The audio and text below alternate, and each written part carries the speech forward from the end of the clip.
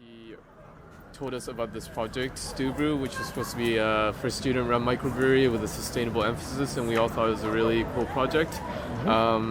Nicole got her flatmate Zelda involved, and then Zelda got me involved, and me and Zelda decided to become co-presidents together to set it up.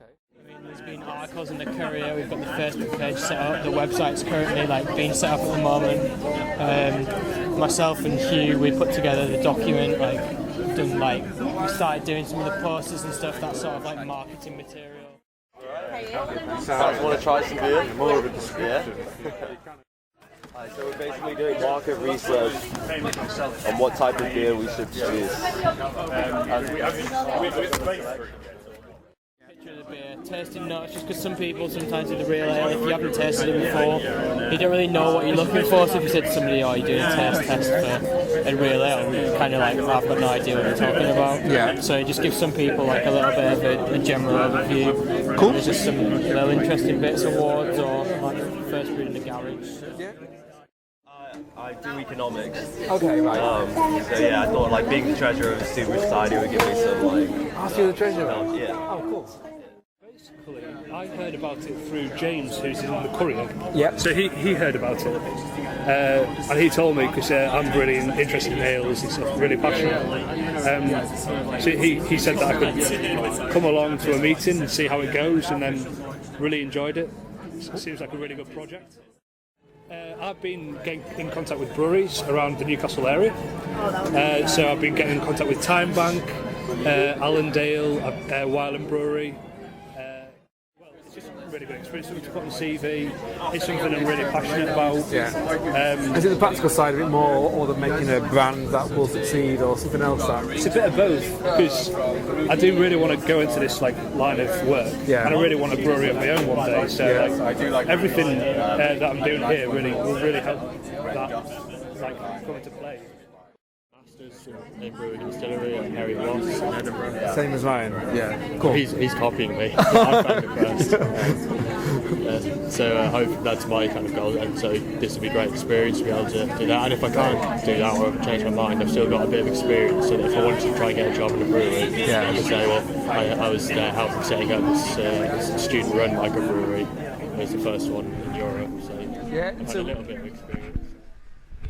Obviously, with having the homebrew experience, that just interest, curiosity. I think I was just can we make this work? What sort of stuff is going to go into this? And also from a media publicity point of view, I felt like I had something to give to it. Yeah. I felt like I could do something, and as well, when you look back in however many years, especially in your job, the skills and stuff that you're going to get from it, being involved in a project like this, and as well just the ethos of the project, it's all about being sustainable, student run. It's kind of it's a nice thing to be involved with. It took a long time to set up.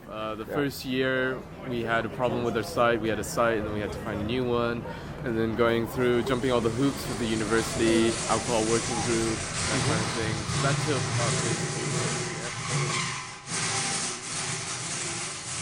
contact Chris because he had some brewing lectures with Chris, and then Chris kind of helped us find a location, and Chris is pretty huge. So yeah, this is our main brew house, which is where all the brewing will go on, and we'll also have a storage container out where that big metal box is outside to store all of our grain and hops.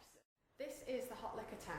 So this heats water. It's like a giant kettle basically, though it's confusingly not called a kettle, something else is. But basically it's got a big element in the bottom, just like in the bottom of a kettle. The water supply comes in here, and then also, quite confusingly, it goes all the way down to the heat exchanger, runs through that, and then comes all the way back before it goes into the hot liquor tank. And I'll explain why in a bit, because it's an energy efficiency saving. It saves us energy in the long run. We want to promote drinking for taste and flavor and aroma, and not drinking to get drunk. Yeah, so craft ales and awareness of how it's made. And kind of promote small businesses, and craft ales you have to be a small business to have a craft ale product. I think it's 50 grams per 10 litres of water. I can speak a bit of French, it's fine. these bags off here, just so we sorry. clicks on. So it's 0.5%. Okay, name a recipe. I'll just put IPA for now.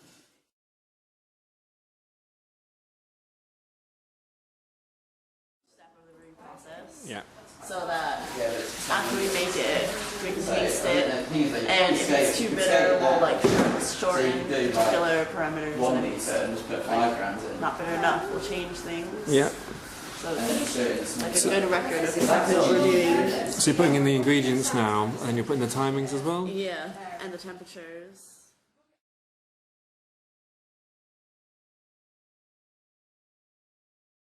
Well, heating the water was the first phase to the right temperature, and then once it was at the right temperature, we then very carefully poured the grape all into the grape pipe. We've got some Maris Otter pale ale malt and also some Carapils malt in there, and currently hot water, which was heated to 63, is being.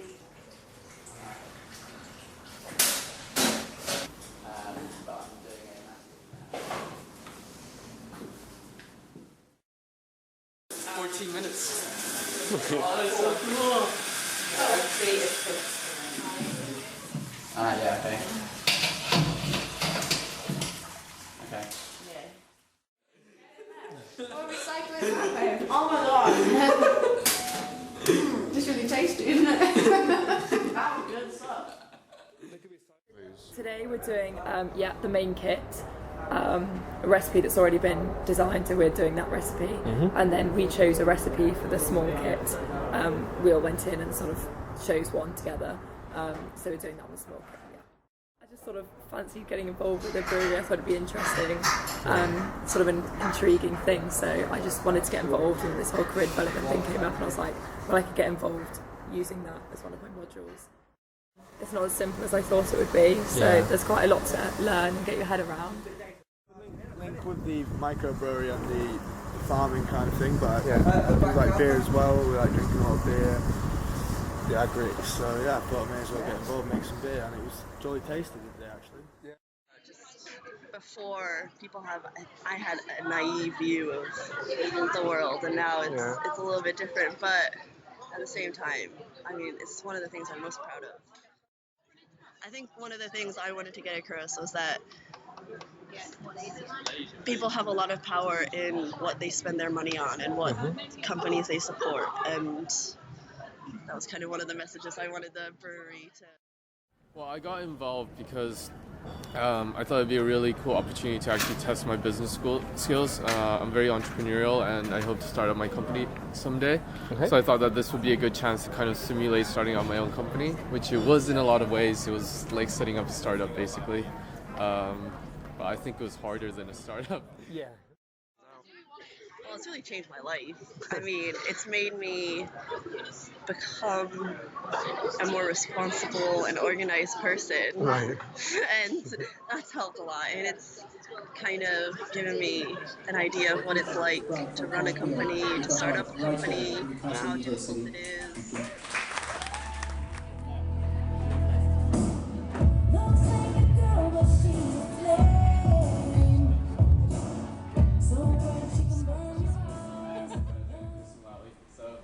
Guys, and we look forward to Stu Brew's bright success and selling more beer.